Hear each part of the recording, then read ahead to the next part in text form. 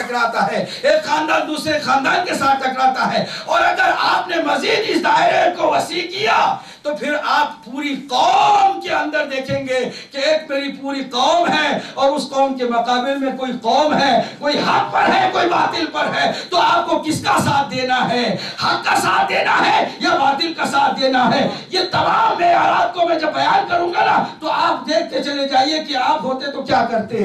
अगर आज मैं दौलत को पूरी तवज्जो से, दौलत को मेरे दीन से ज्यादा अहमियत देता हूं, यकीनन मैं माविया के साथ होता हूं। अगर मैं पैसे को पूरी तवज्जो से, पैसे को मेरे दीन से ज्यादा अहमियत देता हूं अब आज के दौर में, तो यकीन कर लो कि मैं माविया के जमाने में होता। लेकिन आज मैं जब अपने आप को देखता हूं, दामन में झांक के देखता हूं कि पैसा मेरे लिए कोई अहम चीज नहीं है, दीन मेरे लिए इंपॉर्टेंट है, मेरी नमाजें मेरे लिए इंपॉर्टेंट है, मेरे रोजे मेरे लिए अहमियत रखते हैं। मैं कभी दीन के किसी काम को दुनिया के लिए छोड़ने के लिए तैयार नहीं हूं, तो उस वक्त भी माविया के लिए मैं अली को नहीं छोड़ता।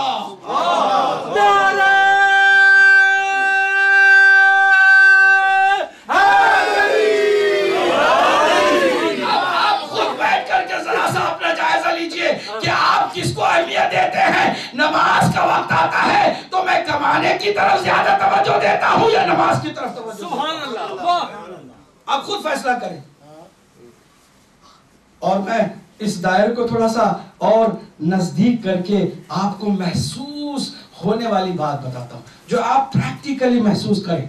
आपका एक बेटा है, मजलिस से पहले या मजलिस के बाद बहुत महसूस मिसाल दे रहा हूं, बहुत करीब की मिसाल दे रहा हूं कि लंबी चौड़ी बातें होंगी तो लोग कहते हैं कि भाई ख्यालात में मैं चला गया था, मैं समझ नहीं सका क्या कह रहे थे। इतनी वाज़ेह मिसाल है कि अगर मजलिस से पहले मजलिस के बाद मेरा बेटा किसी नौजवान के साथ किसी बात पर उलझ जाए, फौरन मैं क्या करता हूं, बगैर पता किए कि किसकी गलती है, मैं बेटे की सपोर्ट करता हूं तो मैं बातिल पर हूं।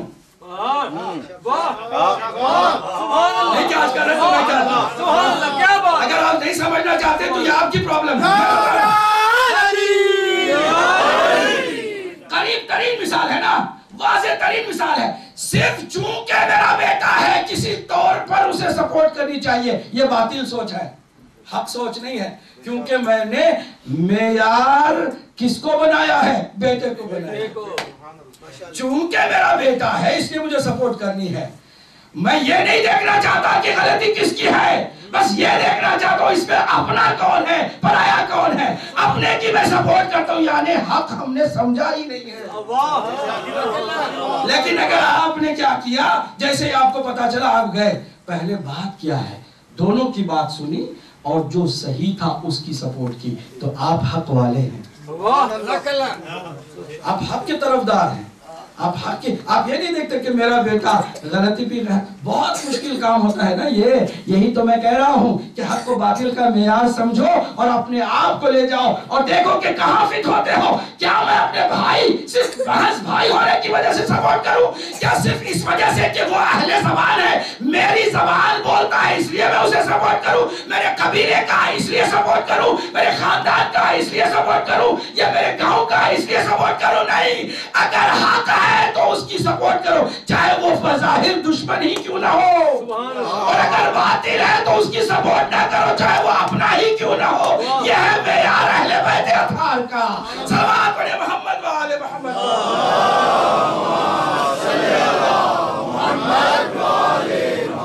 देखिए ना, हक की बात को भी साबित करने के लिए अगर कोई गलती करता है तो इमाम उसको शाबाशी नहीं देते। इमाम जाफर सादिक अलैहिस्सलाम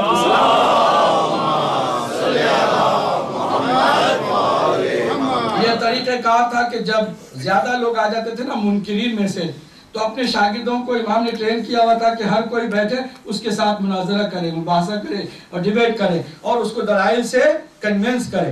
एक आदमी था, वो मुनकिर था, वो आया, उसने कहा मैं आपसे बहस करना चाहता हूँ। इमाम ने एक शागिर्द को कहा कि तुम इसके साथ बहस करो। शागिर्द जब बहस करने लगे तो इमाम बैठ करके ऑब्जर्वर के तौर पर, नासिर के तौर पर देख रहे थे कि ये दोनों क्या कर रहे हैं। बहुत जल्द चर्ब ज़बानी से और मीठी मीठी बातों से उसको घेर करके उसकी हर बात को गलत साबित करके कामयाब होकर शागिर्द इमाम का आया कि इमाम उसे मुबारकबादी भी देंगे, शाबाशी भी देंगे। इमाम ने उसके चेहरे से मुंह फेर लिया, कहा यब्ना रसूलल्लाह, आप पर कुर्बान हो जाऊं, आपके मकतब को, आपके दीन को मैंने इतनी जल्दी उसके साथ उससे साबित करवा दिया।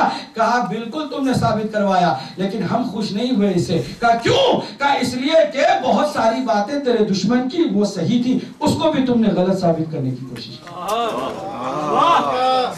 और हम हरगिज़ इस बात के लिए तैयार नहीं है कि तुम हक बात को मनवाने के लिए उसकी कोई हक बात भी ठुकरा दो। दुश्मन भी अगर कोई सही बात करे उसको तुम अपनाओगे तो हक वाले हो, लेकिन अगर उसे सिर्फ गिराना ही है। हमारी क्या पोजीशन है? जब किसी को हम दोस्त मानते हैं तो उसकी हर अदा हमें अच्छी लगती है। कितनी बड़ी हमारी खामी है और कितना अंधापन है हमारा कि जब किसी को दोस्त मानने लगते हैं ना तो उसकी हर गलत बात भी हमें अच्छी लगती है। क्या मतलब? अंधे हम हो गए हैं, हक और बातिल में फर्क नहीं कर रहे हैं। और अब हम किसी को दुश्मन मानते चलते हैं तो कह दिया फलां आदमी दुश्मन है। अब दुश्मन है तो उसकी हर बात गलत है। उसकी बहुत सारी बातें अच्छी भी होती हैं, सही भी होती हैं, फिर भी यहाँ इंसाफ जो ना करे वो हक वाला नहीं होता। तो हम जब अहले बैत अतहार के मानने वाले हैं जो इस हद तक ख्याल रखते हैं कि कभी दुश्मन की भी कोई सच्ची बात, सही बात को भी हम ना ठुकराएं, तो हम क्यों हमेशा एक तरफा सोचते हैं? ये एक वाज़ेह पैगाम हम दे रहे हैं कि कोई शिया होने की वजह से मुतमईन ना बैठ जाए कि जो वो सोचता है वो सही है और जो वो करता है सही है। नहीं, हमेशा उसे अपडेट करना होगा, रिव्यू करना होगा, चेक करना होगा, उन मेयारात के सामने अपने अमल को भी चेक करना होगा, अकीदे को भी चेक करना होगा। कभी अकीदा पटरी से उतर तो नहीं गया है, कहीं मेरा अमल पटरी से उतर तो नहीं गया है। अगर पटरी पर है तो शुक्र करना होगा। और हुक्म हुआ है कि जब हमारे चाहने वाले हमारी मोहब्बत का एहसास अपने दिलो दिमाग में करे तो सबसे पहले माँ का शुक्रिया बजा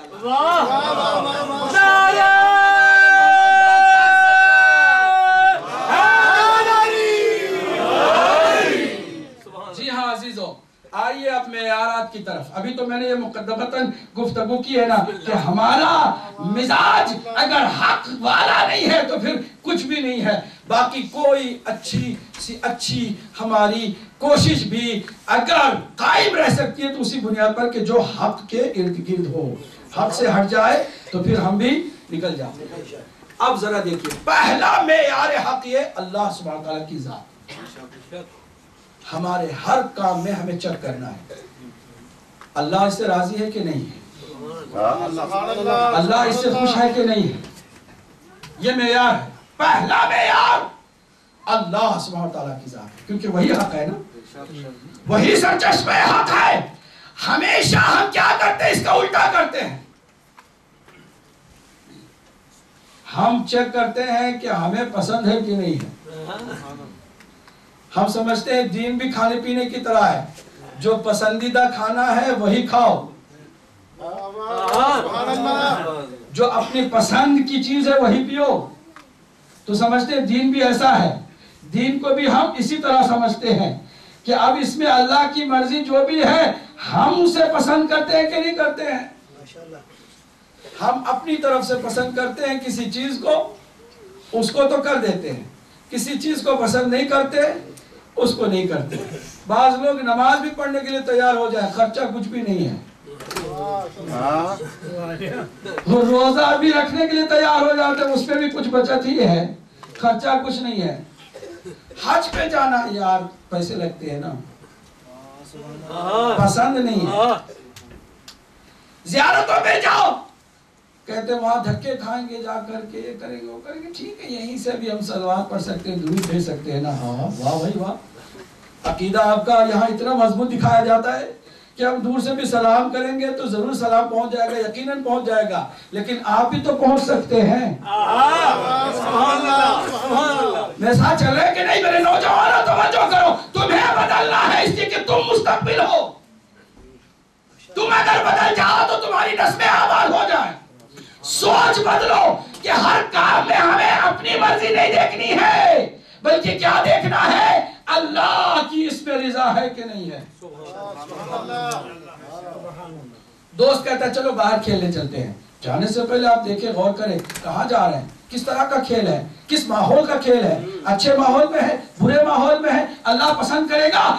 मुत्तकी और परहेजगार, वो जो हक वाला है, वो चेक करता है कि मैं जा रहा हूं तो कहां जा रहा हूं, कहीं गुनाह की महफिल में तो नहीं जा रहा, कहीं कोई गुनाह जहां होता है वहां तो नहीं जा रहा हूं। मैं चेक करूं, अगर कोई गुनाह वहां नहीं होने वाला है तो बेशक जाए, लेकिन अगर गुनाह हो रहा है, अतराफ में मेरे कोई गुनाह का माहौल है तो मैं न जाऊं, इसलिए कि मुझे हक को मरकज बनाना है, ना कि अपनी ख्वाहिश को मरकज बनाना है। सलवात पढ़े मोहम्मद वाले मोहम्मद।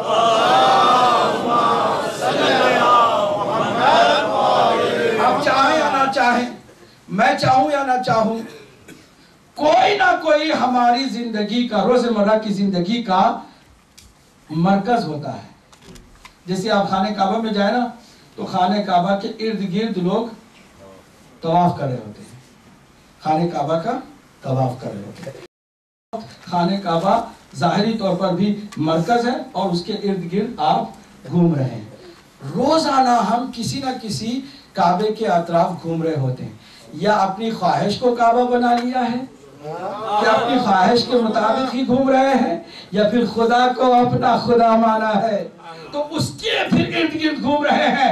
खुदा को क्या पसंद है, जो पहले सोच ले वो हक परस्त है, और जो अपनी ख्वाहिश को सामने रखे वो बातिल परस्त है। अब ये इतनी सी बात भी अगर कोई आज उठा ले और पल्लू में अपने बांध ले और अपनी जिंदगी का शिआर बना ले कि मैं कोई भी काम, कहीं भी नहीं जाऊंगा, कोई भी जॉब नहीं करूंगा, कोई भी हरकत नहीं करूं जब तक कि ये चेक ना करूं कि खुदा उससे राजी है कि नहीं है, तो आप कामयाब होंगे, जिंदगी में कामयाब होंगे। और आपको अल्लाह ऐसी ताकत दे देगा कि बड़े बड़े भी आपके सामने सर झुकाने पे मजबूर हो जाएंगे। इसलिए कि जो ज्यादा गुनहगार होते हैं वो ज्यादा कमजोर होते हैं, बड़े बड़े भी आपके सामने झुकने पर मजबूर हो जाते हैं। देखा नहीं आपने, बड़ी बड़ी ताकतें किस तरह झुक जाती हैं एक कमजोर और नहीफ इंसान के सामने। गौर नहीं किया आपने कि जो खुदा को अपना महवर बनाता है, जो हक को अपना मरकज बनाता है और हक की रिजा को सामने रखता है, वो कभी किसी के सामने झुकता नहीं, दुनिया उसके सामने झुकती है। बड़े बड़े लोग झुक जाते हैं जब वो गलती करते हैं, जिसकी कोई गलती नहीं है, वो जो पहले ही चेक करता है कि अल्लाह की मर्जी इसमें है कि नहीं है, बड़ा विकार अल्लाह उसको देता है, वो बड़ा बाविकार होकर जिंदगी गुजारता है। आप अगर बदल जाए ना अपनी सोच को तो यकीनन आप हुसैनी होंगे, इसलिए कि हुसैन का पहला पैगाम यही था।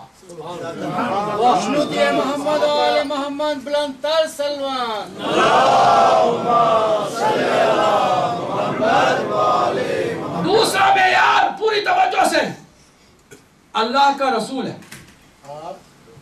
अल्लाह के रसूल को देखो, मा आताकुमुर रसूल फखुज़ूहु व मा नहाकुम अन्हु फंतहू, जो कुछ रसूल दे उसे ले लो, चूनो चला ना करो, इसलिए कि रसूल हक है,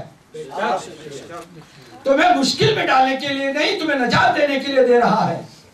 कोई भी बात कर रहा है तो तुम्हें जिंदगी देने के लिए, जिला देने के लिए, कामयाब करने के लिए, तुम्हें दुनिया और आखिरत में कामयाब बनाने के लिए दे रहा है। वो अपनी जात के लिए कुछ नहीं मांगता, दे रहा है तो ले लो, चूनो चला ना करो। वो कह रहा है कि मेरे रसूल कह रहा है मेरी अहले बैत और कुरान दोनों को थाम लो, और अगर कोई कहे नहीं हस्बना किताब अल्लाह, तो ये उसकी किस्मत है। जो रसूल की बात ठुकराता है वो कभी कामयाब नहीं होता।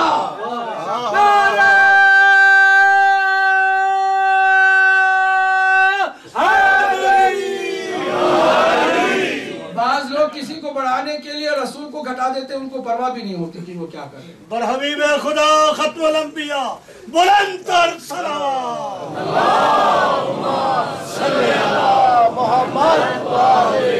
कहते हैं कि एक फला साहब के मुसलमान होने से पहले छुप छुप कर रसूल और उनके साथी की नमाज पढ़ते थे, उन्होंने कहा खुल के पढ़ते हैं खाने काबा की तरफ। तो देखिए कितना बड़ा जरी है, उस जुर्रत पर लानत हो जो रसूलुल्लाह की नाफरमानी होती है।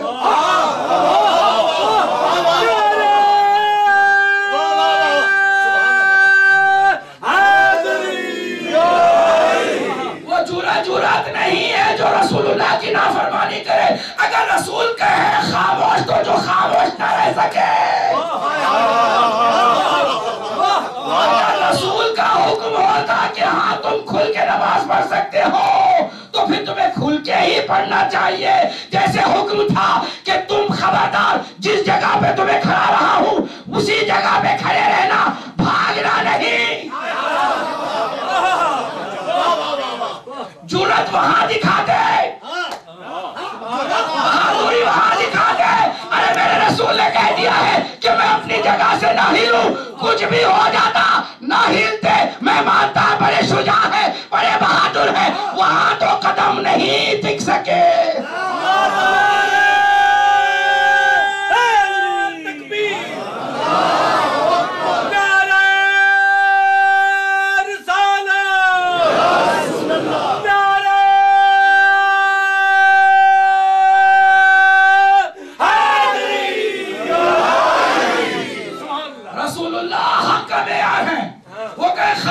खामोश रहना होगा, वो कहे बैठ जाओ तो बैठ जाना होगा, वो कहे सुलह कर लो तो सुलह कर लेना होगा। वहां पर शक नहीं करना चाहिए, शक नहीं करना चाहिए, इसे कि रसूल का हुक्म है।